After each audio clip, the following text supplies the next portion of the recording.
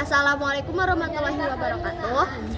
Tepangkeun nami abdi Irza Ratu Nadia Rohia ti kelas 17 absen 12. Di abdi bade nyaritakeun sasakala Situ Ciberem.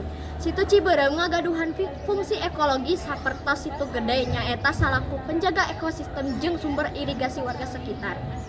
Nurutkeun sajarah, kira-kira 500 tahun katukang atawa 15 Masehi, hirup hiji tokoh di zaman Bataraan Galunggung, nyaeta tokoh agama ti zaman Hindu anu katelah kitu bagus di Jamri.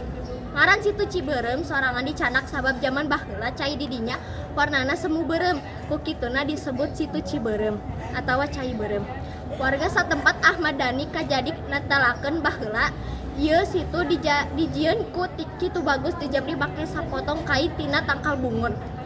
Kai tina tangkal bungur ieu dipake pikeun ngagali taneuh pikeun jadi situ. Nya nurutkeun carita turun temurun ieu situ dijieun ku tokoh agama nu ngaranna kitu bagus Jamri make sapotong kai anu disebut kai bungur.